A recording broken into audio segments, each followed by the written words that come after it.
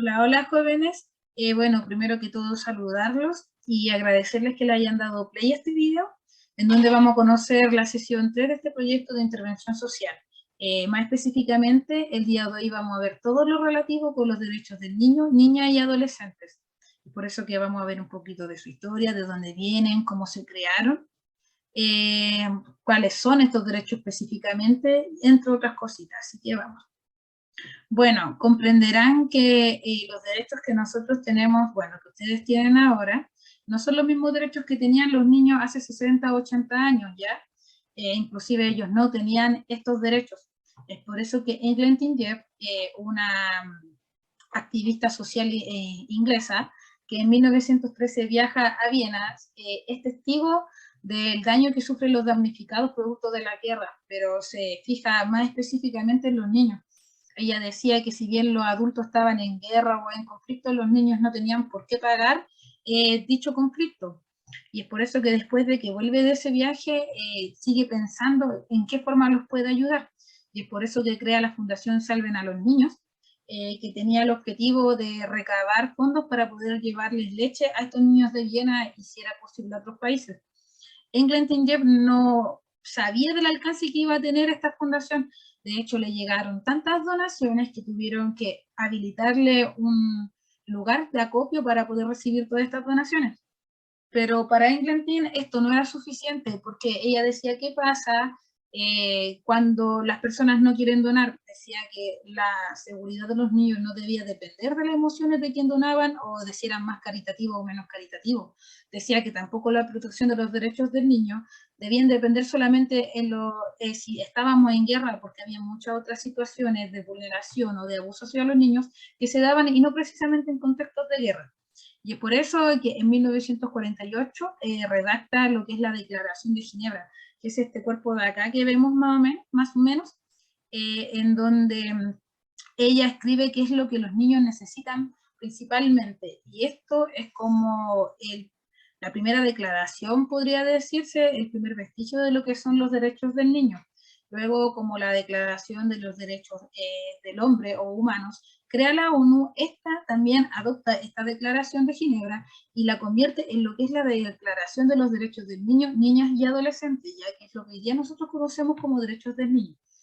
También la ONU en 1989 crea la Convención sobre los Derechos del Niño, ya que es este pacto al cual los países se pueden suscribir.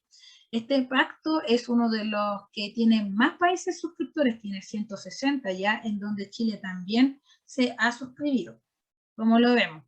Chile suscribió esta Convención de los Derechos del Niño bajo el gobierno del presidente Patricio Aylwin Azoka en 1990, o sea, que llevamos aproximadamente como 30 años bajo los derechos del niño, niña y adolescente, ¿ya?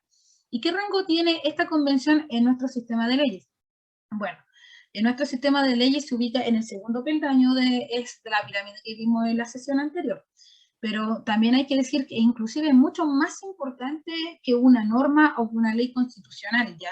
Esto es una convención, esto es algo a nivel internacional y que lo suscriben muchos países, pero como en cada país está la Constitución Política de la República, que es la norma superior, por así decirlo, y ninguna puede estar por sobre ella, se vería feo que dijésemos que hay una ley de afuera que es superior a nuestra Constitución. Entonces, por eso queda ubicada en este segundo peldaño, pero es mucho más importante que eso. Bueno, esta convención tiene 54 artículos, que es de donde desprende todo lo que nosotros hoy día conocemos como derechos del niño. Y si bien todos estos son igual de importantes, hay 4 principios básicos que son muy importantes dentro de dicha convención, que es la no discriminación, que tiene que prevalecer el interés superior del niño y la niña, el derecho a la vida y la obligación del Estado de asegurar su supervivencia y su desarrollo, y también el derecho a que ustedes puedan expresarse libremente, como mejor les guste. Pero bueno, ¿cuáles son estos derechos del niño y la niña como tal de los que venimos a hablar?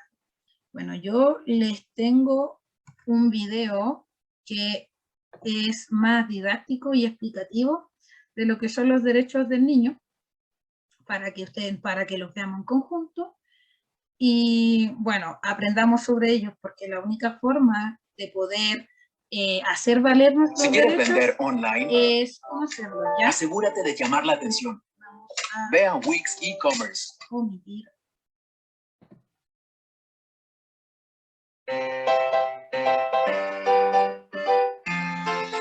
Noviembre es muy especial porque recordamos la importancia de los derechos de los niños. Les cuento que hay una organización llamada UNICEF que busca que se cumplan todos los derechos que tienen los niños y niñas de todo el mundo. ¿Qué significa UNICEF? Significa Fondo de las Naciones Unidas para la Infancia. Aunque son muchos, hoy juntos vamos a conocer 10 derechos fundamentales de todos los niños. Derecho a la vida y a tener una familia, que nos quieran, nos den amor, comprensión y protección. Derecho a tener un hogar, en donde podamos sentirnos seguros y protegidos. Derecho a una nacionalidad. Así como nosotros somos peruanos, también hay niños y niñas de distintas nacionalidades. Derecho a la igualdad, sin distinción de raza, color de piel, religión o nacionalidad.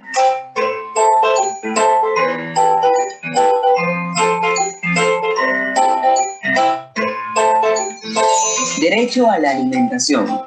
Todos debemos alimentarnos de forma adecuada para crecer fuertes y sanos. Derecho a la educación. Recordemos que la educación es muy importante y este servicio también es de forma gratuita. Derecho a la salud. A veces solemos enfermarnos y para eso es importante que nuestros padres nos lleven lo más pronto posible a un doctor para que nos pueda revisar, medicarnos y estar bien. Derecho a jugar. Todos los niños merecen divertirse. Jugar nos ayuda a estimular la creatividad. Derecho a opinar. Todos tenemos libertad de expresión, así que podemos dar y decir nuestras opiniones. Derecho a no trabajar. Los niños y niñas no deben trabajar. Son los adultos quienes deben hacer eso. El 20 de noviembre celebramos el Día Universal del Niño, fecha en el que recordamos la importancia de velar por los derechos de todos los niños y niñas en el mundo. Bueno, esos son los derechos que el Estado les otorga. Y bueno, ¿cómo se garantizan estos derechos? Se garantizan a través de las distintas organizaciones e instituciones que el gobierno crea para asegurar que estos derechos se cumplan. Organizaciones como el Sename o la Defensoría de la Niñez.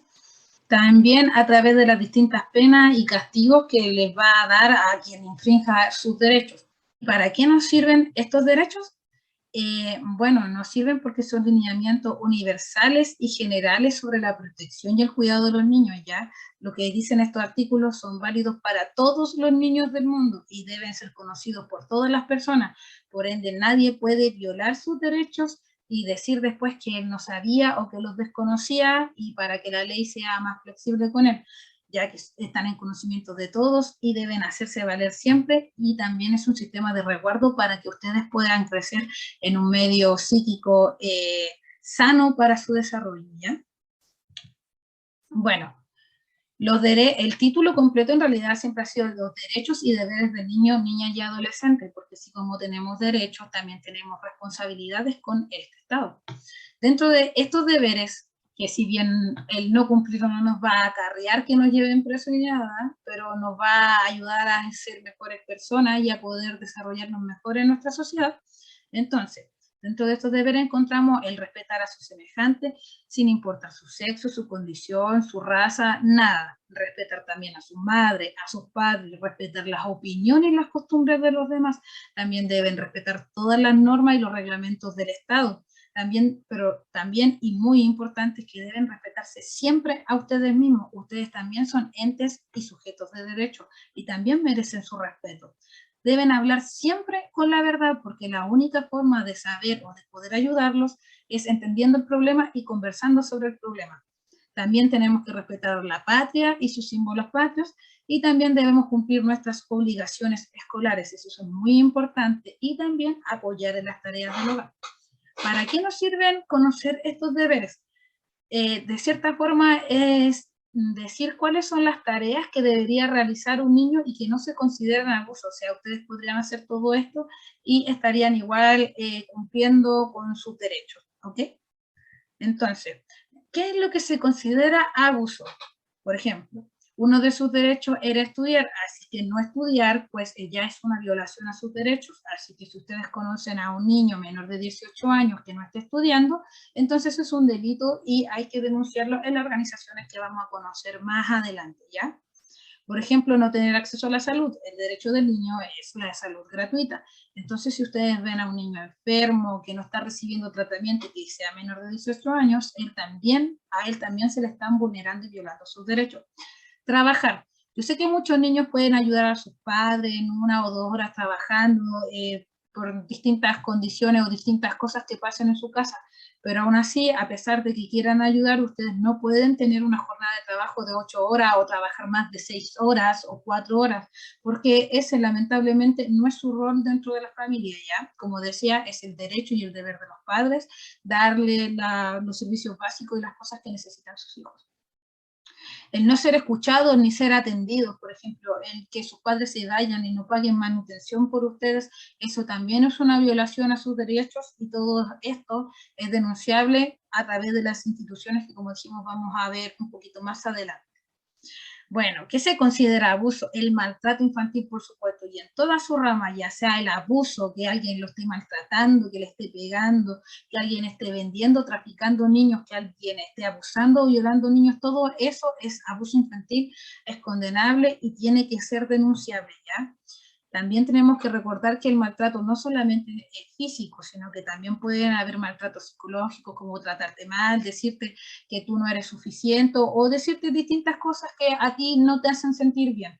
Hay muchas formas de abuso y es por eso es importante conocerlas, porque en la medida que conocemos cuáles son los abusos y cuáles son nuestros derechos, sabemos cómo defendernos, ¿ya? Entonces, para poder ser entes más autónomos dentro de esta sociedad, es importante que conozcamos cuáles son nuestros resguardos. Bueno, reflexionemos. Para esta actividad no hemos planeado ni foros ni actividades, entonces los quiero dejar simplemente con que reflexionen cómo sería un mundo sin que ustedes tuviesen estos derechos. Quiero que reflexionen en cómo se debe estar sintiendo estos niños que en este momento todavía también trabajan o que no están estudiando, cómo se sentirían ustedes si no tuviesen este derecho. Queremos reflexionar también sobre nuestro entorno, si conocemos algún niño menor de 18 años que esté pasando por algún problema o alguna vulneración de los derechos, también poder nosotros quizás explicarle un poco sobre esto para que pueda ver el panorama más claro y entender que sus derechos se están viendo vulnerados, porque de esta forma podemos acudir a las distintas redes de apoyo que están precisamente para poder ayudarnos en esta situación. Entonces, esa es la tarea para el día de hoy, reflexionar sobre sus derechos, reflexionar cómo sería si no los tuvieran, reflexionar en cómo se sienten los niños que no tienen los derechos ahora. Y bueno, muchas gracias por todo y nos estamos viendo en la siguiente sesión. Adiós.